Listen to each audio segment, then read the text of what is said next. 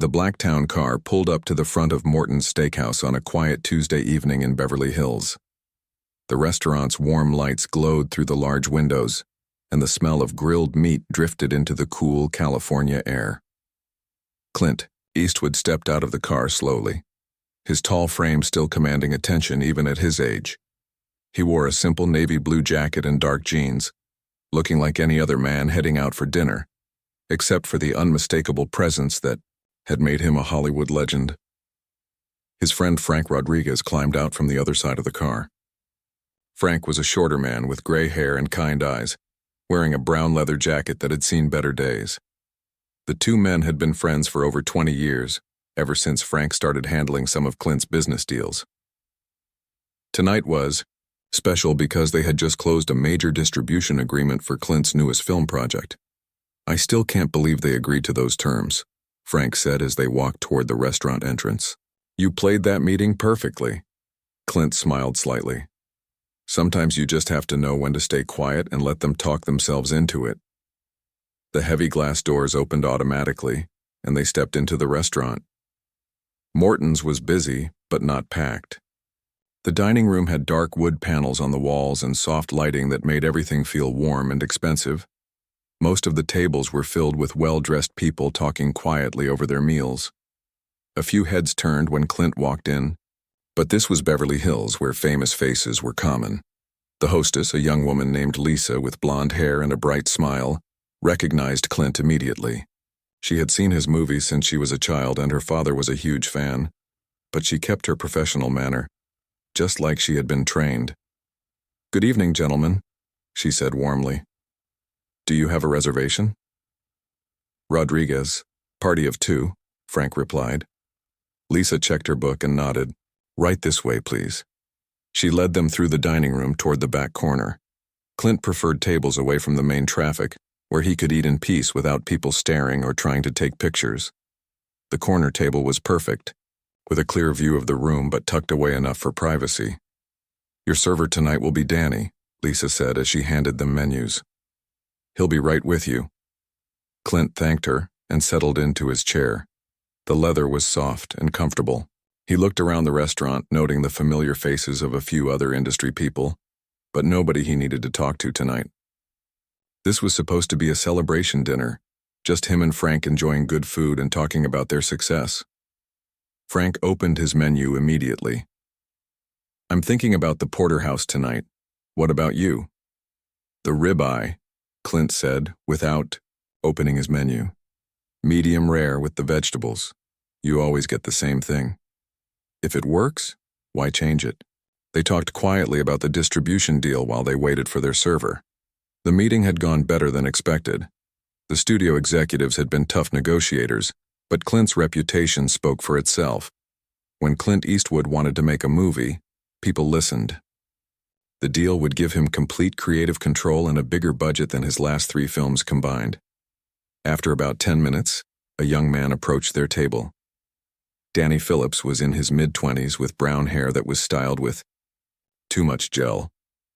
He wore the standard Morton's uniform of black pants and a white shirt, but something about him seemed nervous. His hands shook slightly as he carried his order pad, and he kept glancing around the restaurant like he was looking for someone.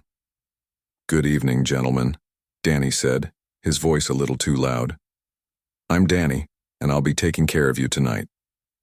He looked directly at Clint for a long moment, and his eyes got wide. Danny had grown up watching Clint Eastwood movies with his grandfather. Dirty Harry, The Good, The Bad, and The Ugly, Unforgiven. They were all classics in his family.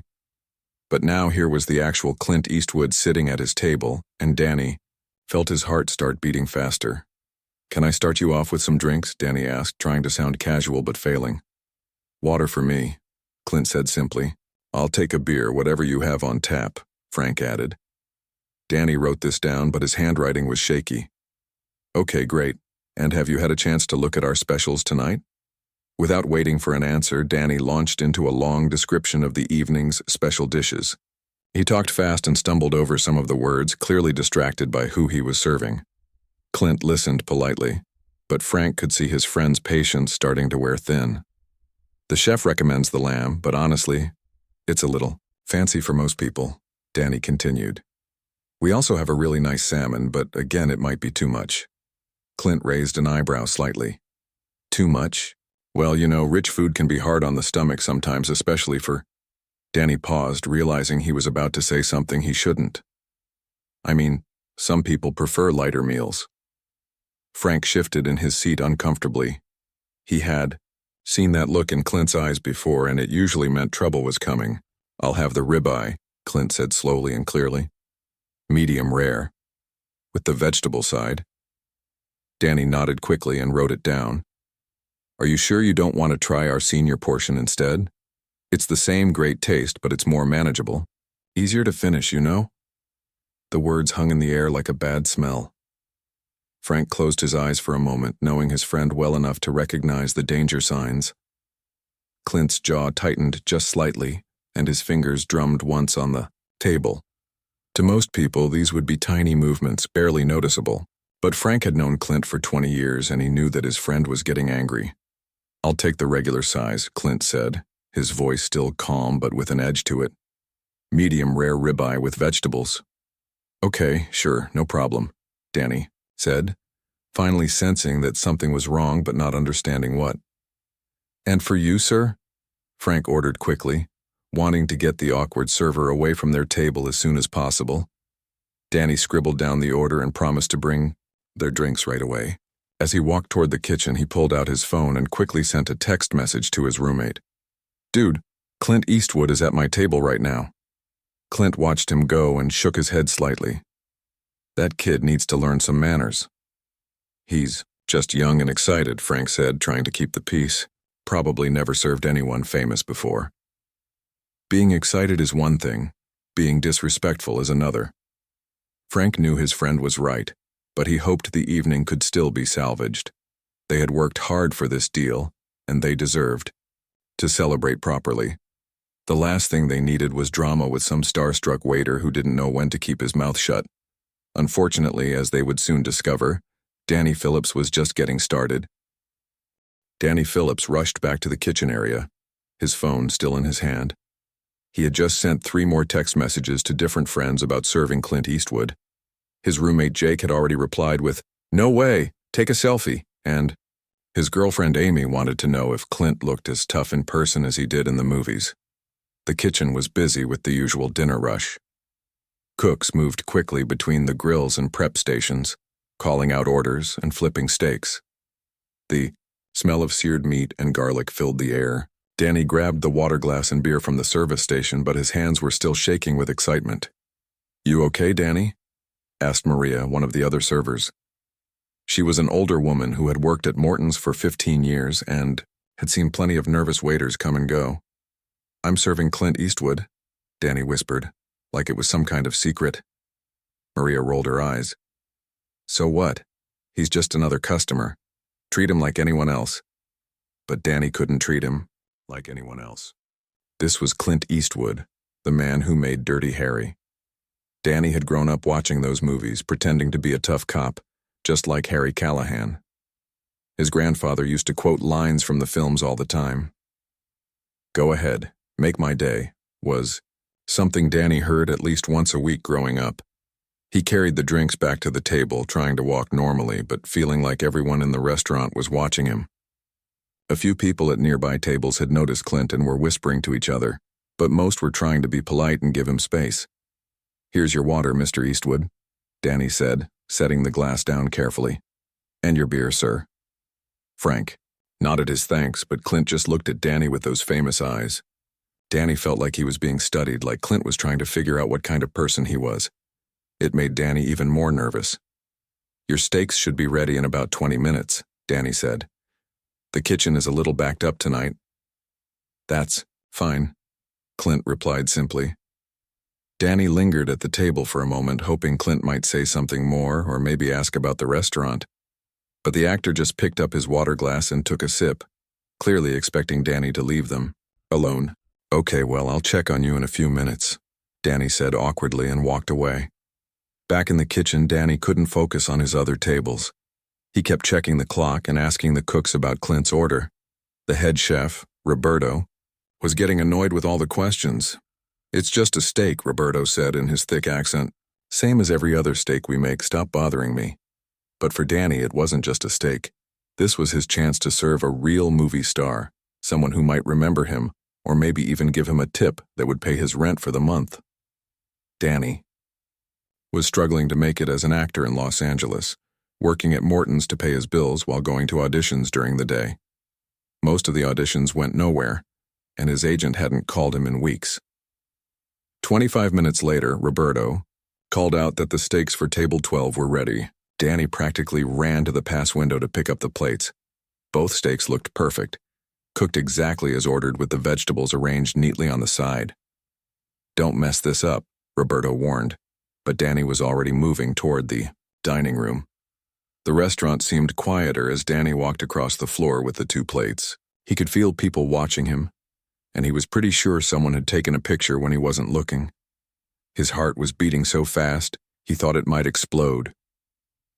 At the table, Clint and Frank were talking quietly about something related to their business deal. They looked up when Danny approached, and both men seemed relaxed and ready for their meal. "Here we go, gentlemen," Danny announced, trying to sound professional. "One ribeye, medium rare, and one New York strip also, medium rare." He started to set Clint's plate down first, wanting to make sure the famous actor got perfect service. But as he leaned over the table, his elbow bumped into the salt shaker that sat near the edge. The glass container tipped over and rolled directly toward Clint's plate. "No, no, no," Danny said out loud, reaching for the salt shaker. But it was too late. The top came off the shaker as it rolled, and a large amount of salt poured out directly onto Clint's perfectly cooked ribeye. The white crystals covered about half of the expensive steak, making it look like it had been caught in a snowstorm. For a moment, nobody moved. Danny stared at the ruined steak in horror. Frank's mouth fell open slightly. Clint looked down at his plate with an expression that was impossible to read. "Oh man, I'm so sorry," Danny said, his face turning red.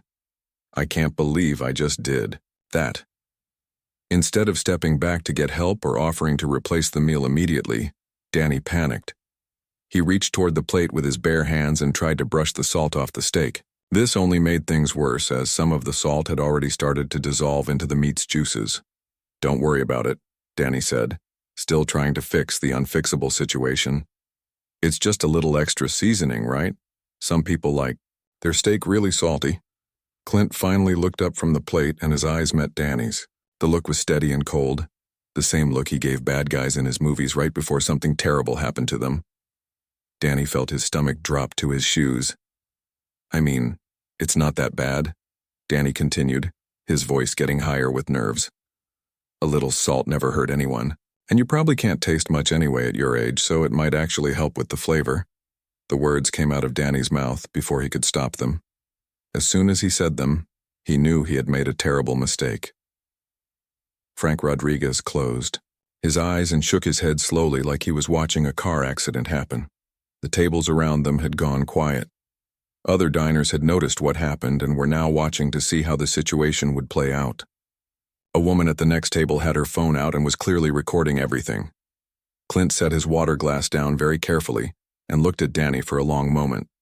His face showed no emotion, but something in his eyes suggested that he was thinking about all the different ways this conversation could go. "A little salt never hurt anyone," Clint repeated slowly, his voice quiet but carrying clearly across the suddenly silent section of the restaurant. Danny realized that everyone was staring at them now. His face felt hot and his hands were sweating. He had just insulted Clint Eastwood's age and ruined his dinner, all in the span of about 30 seconds. This was definitely not how he had imagined this evening going. "Maybe I should get you a new steak," Danny said weakly. "Maybe you should," Clint replied, his voice still calm but with an edge that made Danny's knees feel wobbly. But instead of leaving immediately to fix the problem, Danny made another mistake. He was embarrassed and scared, and when Danny got scared, he sometimes said stupid things to try to make light of bad situations. Danny stood next to the table with the ruined steak still sitting in front of Clint Eastwood.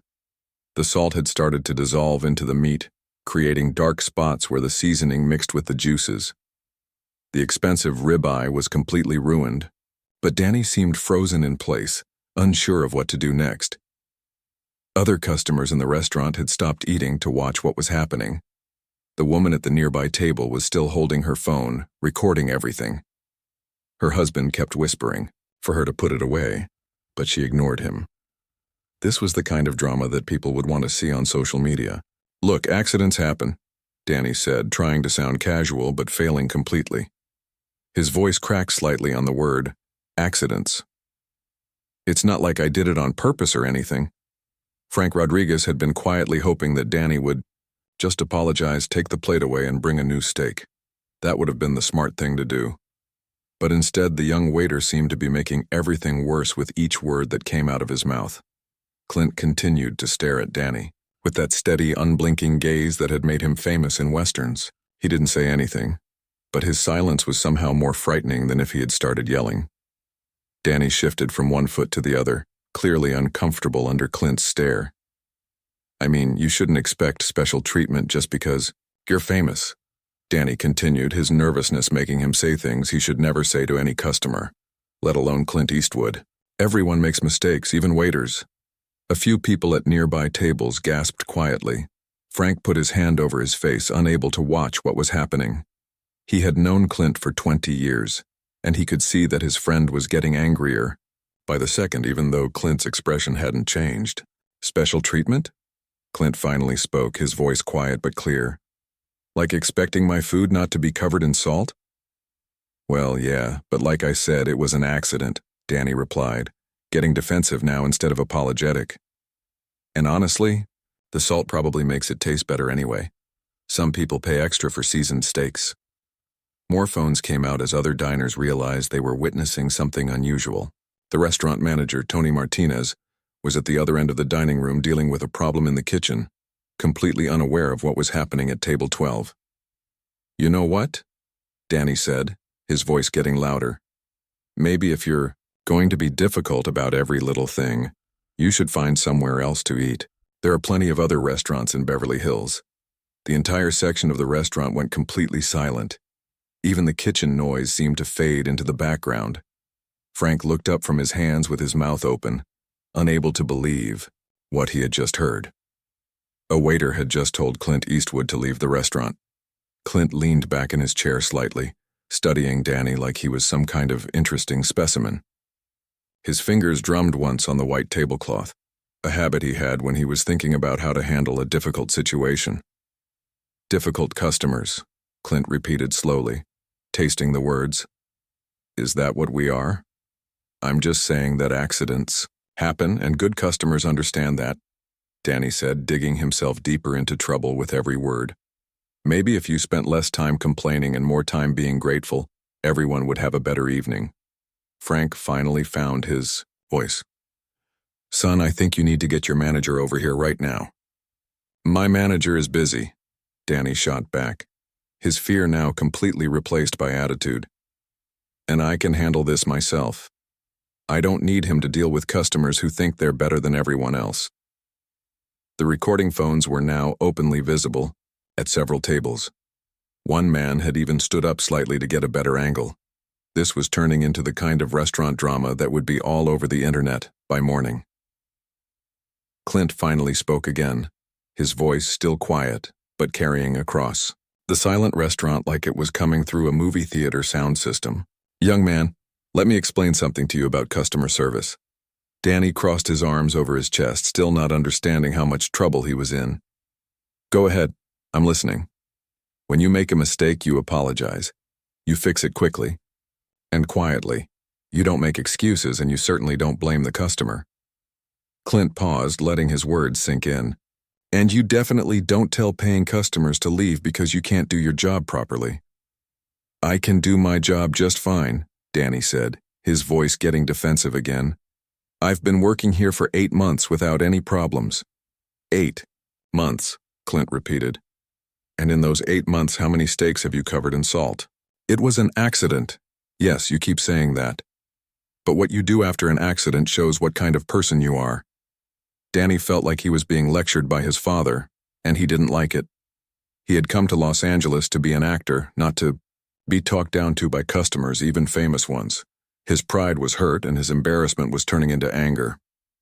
"You know what your problem is?" Danny said, pointing his finger at Clint. You think because you're some big movie star everyone should bow down to you, but you're just an old man who hasn't made a good movie in years. The gasp from the other diners was audible this time. Frank started to stand up, but Clint put a hand on his arm to stop him. Several people were now openly filming with their phones, and one woman was whispering urgently into hers, probably calling someone to tell them what was happening. An old man, Clint said, nodding slowly, who hasn't made a good movie in years. That's right, Danny said, encouraged by what he thought was agreement. Maybe if you spent less time expecting everyone to kiss your feet and more time making movies people actually want to see, you'd be happier. Tony Martinez, the restaurant manager, had finally noticed the commotion and was walking quickly toward their table. He was a short, round man in his 50s who had worked in high-end restaurants his entire career. Even from across the room, he could tell that something was very wrong at table 12. But before Tony could reach them, Clint stood up from his chair. He was tall and still imposing, even at his age. When he stood, he seemed to fill the space around the table. And Danny took an involuntary step backward. Let me tell you something about respect, son, Clint said, his voice still calm but with an intensity that made everyone in the restaurant stop what they were doing. It's not about being famous or making movies. It's about treating people the way you want to be treated. Danny swallowed hard but tried to maintain his defiant attitude. I treat people fine. You're the one with the attitude problem. Am I? Clint asked. Because from where I'm standing, I ordered a simple meal, said please and thank you, and haven't raised my voice once. You, on the other hand, have insulted my age, ruined my food, refused to fix your mistake, and told me to leave. Tony Martinez was almost at their table now, moving as fast as his short legs could carry him. He had recognized Clint Eastwood the moment he walked into the restaurant, and he could see that something had gone very wrong with Danny's service. And now, Clint continued, his voice getting slightly harder, you're telling me I'm too old to make good movies. Tell me, son, what movies have you made lately? Danny's face turned red as Clint's question hung in the air. The young waiter opened his mouth to respond, but no words came out. He hadn't made any movies. He had barely gotten any acting jobs at all since moving to Los Angeles. The truth was that he was just a struggling waiter who served food to pay his rent while dreaming of being famous someday. Tony Martinez finally reached their table, breathing heavily from his quick walk across the restaurant. He was sweating slightly and looked very worried. Tony had managed high-end restaurants for 25 years, and he knew that when famous people had problems, it could mean big trouble for business. Mr. Eastwood, I'm so sorry, Tony said quickly, barely glancing at Danny. Is there a problem? Here? Before Clint could answer, Danny jumped in. There's no problem, just a customer who thinks he deserves special treatment because he's famous. Tony's eyes went wide with shock. He looked back and forth between Clint and Danny, trying to understand what had happened. He could see the ruined steak on the table, covered in salt, and he noticed that several customers were holding up their phones, recording everything. Danny, what happened here? Tony asked, his voice tight with concern. I accidentally spilled some salt on his steak, and now he's making a big deal about it, Danny said, still not understanding how serious the situation had become. I offered to get him a new one, but he just wants to complain. Frank Rodriguez shook his head in disbelief. That's not what happened at all. Tony looked at the table more carefully. He saw the overturned salt shaker, the ruined steak, and the tense expressions on everyone's faces. More importantly, he noticed that other customers were watching and recording.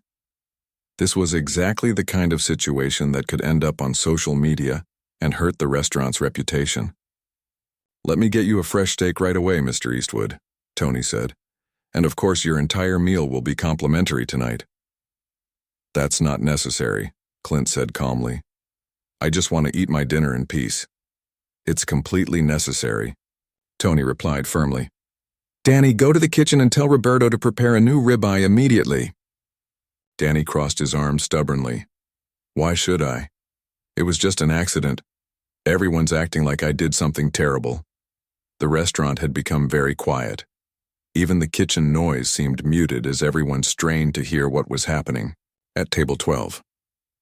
Tony realized that this situation was getting out of control and could become a disaster for Morton's reputation. Just then, a tall figure emerged from the private dining room at the back of the restaurant. The man had dark hair, a well-groomed beard, and was wearing all black clothes that looked expensive and stylish. He moved with confidence, like someone who was used to being the center of attention. It was Nusret Gökçe, known around the world as Salt Bae. He had been having a private dinner meeting with some restaurant investors, discussing a possible partnership for a new location in Los Angeles. The meeting had been going well until the noise from the main dining room started to interrupt their conversation. Salt Bae had watched the entire argument from the doorway of the private dining room. He recognized Clint Eastwood immediately, having grown up watching American westerns in Turkey. He also understood exactly what was happening at the table, and he was not pleased with what he saw.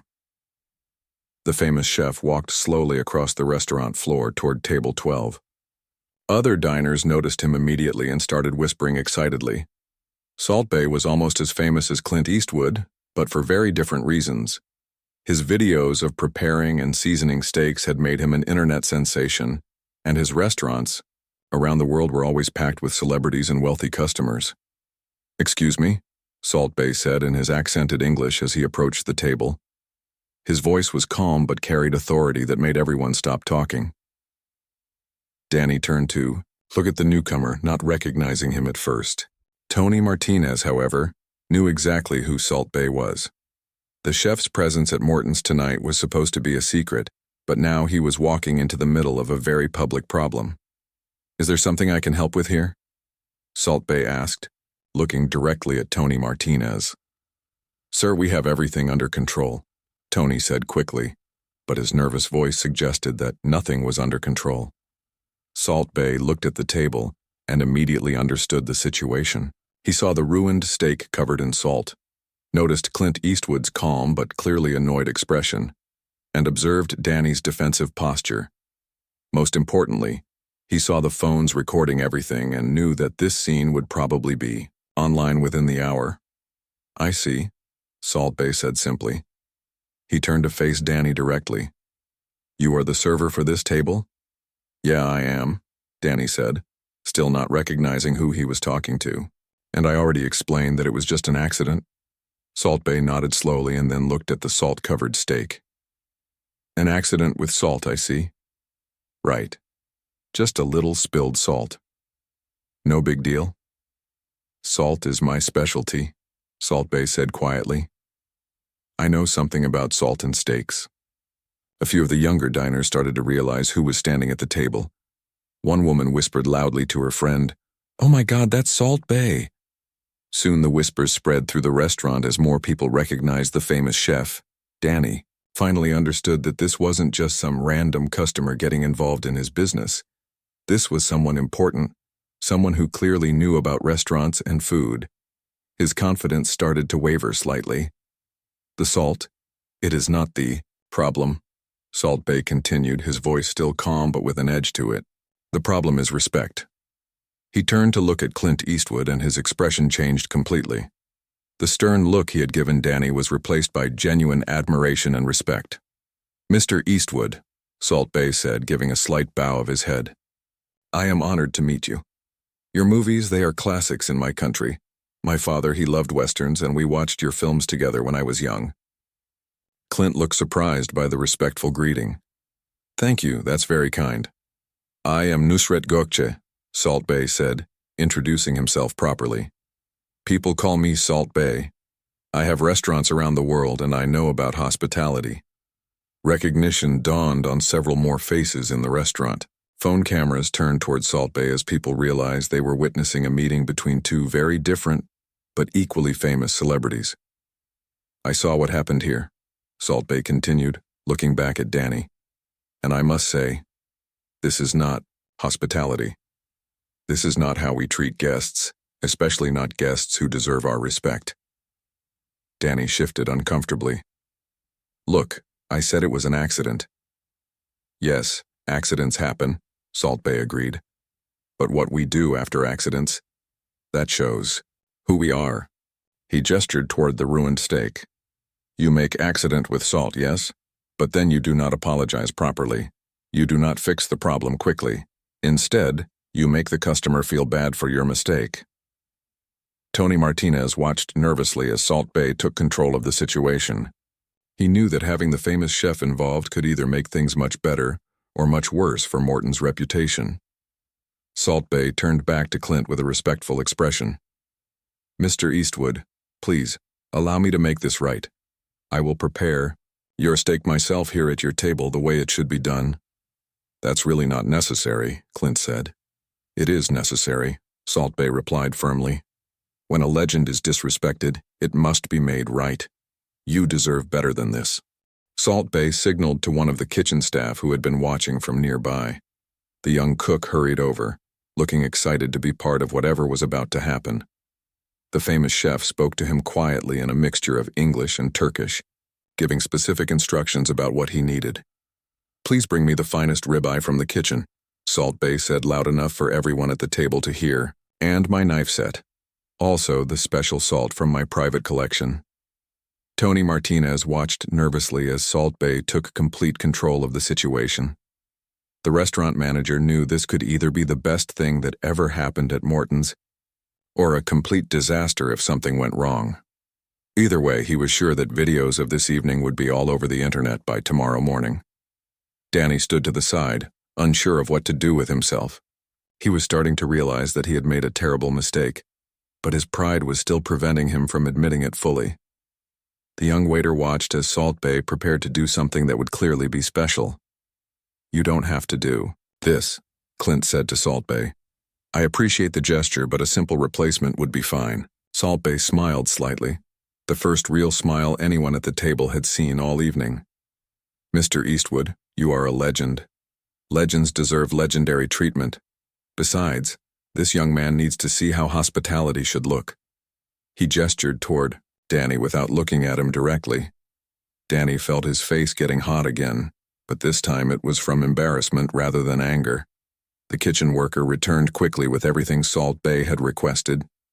He carried a tray with a beautiful piece of raw ribeye, a set of professional knives in a leather case, and several small containers of different types of salt. He also brought a small portable cutting board that Salt Bae often used for tableside presentations. Other customers in the restaurant had stopped eating entirely now. Word had spread through the dining room that Salt Bae was about to perform one of his famous steak preparations, and people were taking out their phones to record. Even the kitchen staff had come out to watch from a distance. "First," Salt Bae said, speaking to Clint but loud enough for everyone nearby to hear, "we must choose the right cut of meat. This ribeye, it is perfect. You can see the marbling, the color, the thickness. This is how we show respect to our guests." He held up the raw steak for everyone to see. The meat was beautiful, with perfect white fat lines running through the red flesh. It was clearly much better than the average steak that most restaurants served. "In my country," Salt Bae continued as he began to prepare his workspace, "we believe that food is love. When we cook for someone, we put our heart into it. We don't just serve food, we serve respect and care." Danny watched from the side, feeling smaller and smaller as Salt Bae spoke. The young waiter was beginning to understand that he hadn't just made a simple mistake.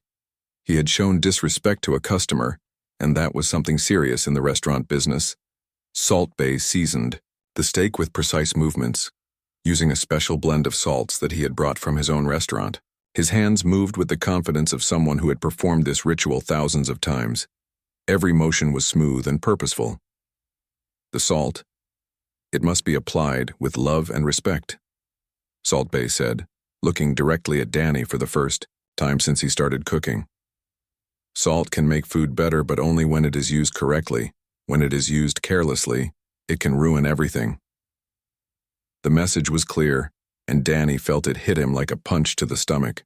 He had used salt carelessly, and he had ruined everything. Salt Bae moved to the small portable grill that the kitchen staff had quickly set up near the table. The flames danced as he placed the steak on the hot metal. The sizzling sound filled the quiet restaurant, and the smell of cooking beef began to drift through the air. "While this cooks," Salt Bae said, turning back to Clint, "please tell me about your new film. I heard you are working on something special." Clint seemed surprised by the question. How did you know about that? In my business, we meet many people from Hollywood. Word travels about your projects. People are excited to see what Clint Eastwood will do next. For the first time all evening, Clint relaxed slightly. He began to talk about his latest film project, the one he and Frank had just closed the distribution deal for. Salt Bae listened carefully while he tended to the steak, asking intelligent questions and showing genuine interest. Frank Rodriguez watched this transformation with amazement. 20 minutes ago, they had been in the middle of an awful situation, with a rude waiter.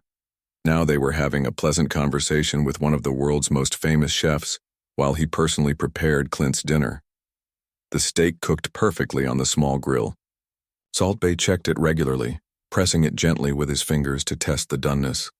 His years of experience showed in every small movement and decision. Danny continued to stand nearby, watching everything but not knowing what to say. Tony Martinez had quietly moved him away from the table, but hadn't sent him away completely. The manager wanted Danny to see how a real professional handled customers. You know, Salt Bae said as he flipped the steak, I started as a young man working in restaurants just like him. He nodded toward Danny. I made many mistakes when I was learning. The difference is that I learned from my mistakes instead of making excuses for them. Danny felt every word. He knew that Salt Bae was talking to him without directly addressing him. The famous chef was giving him a lesson in professionalism and respect. As the steak neared completion, Salt Bae began his famous seasoning ritual. He held the salt high above the meat and let it fall in a perfect stream, coating the steak evenly. His movements were smooth and confident, the same motions that had made him famous in viral videos around the world. The customers in the restaurant watched in silence, many of them recording with their phones. This was the kind of moment that people would talk about for years. They were witnessing Salt Bae personally preparing a steak for Clint Eastwood, all because a waiter had made a terrible mistake. When the steak was finished, Salt Bae placed it on a clean plate with fresh vegetables. The meat looked perfect, cooked exactly to medium rare as Clint had ordered. The seasoning was applied with artistic precision, and the presentation was beautiful. Mr. Eastwood, Salt Bae said formally, setting the plate in front of Clint with a slight bow. Your steak prepared with the respect you deserve.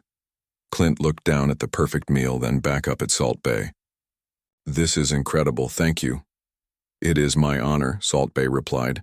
And perhaps we can take a photo together? My followers would be very excited to see that I met the great Clint Eastwood. Clint agreed, and Frank took the photo with Salt Bae's phone. The image showed both men smiling, with the perfectly prepared steak between them. It was a picture that would soon be seen by millions of people around the world. As Salt Bae prepared to return to his private dinner, he stopped next to Danny. The young waiter looked up nervously, expecting to be scolded again. Young man, Salt Bae said quietly, everyone makes mistakes, but how we handle our mistakes defines who we are. Learn from tonight and you can become better. Danny nodded, finally understanding the full weight of what had happened. I'm sorry, he said, and for the first time all evening, he truly meant it.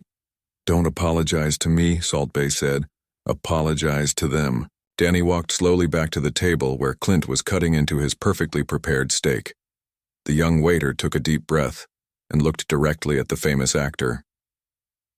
Mr. Eastwood, I'm truly sorry for how I treated you tonight. I was wrong, and you deserved much better.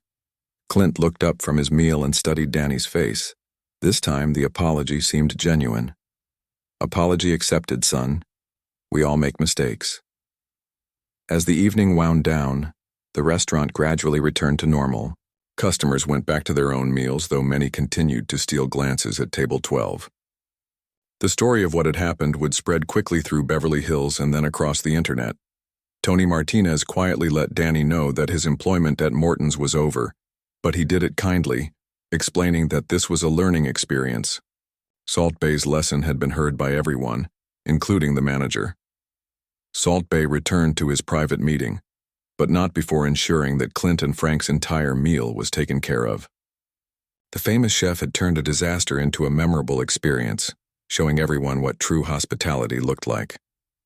When Clint and Frank finally left the restaurant that night, they were smiling and talking about the incredible evening they had just experienced. What started as a celebration dinner that went wrong had become something much more special than they could have imagined.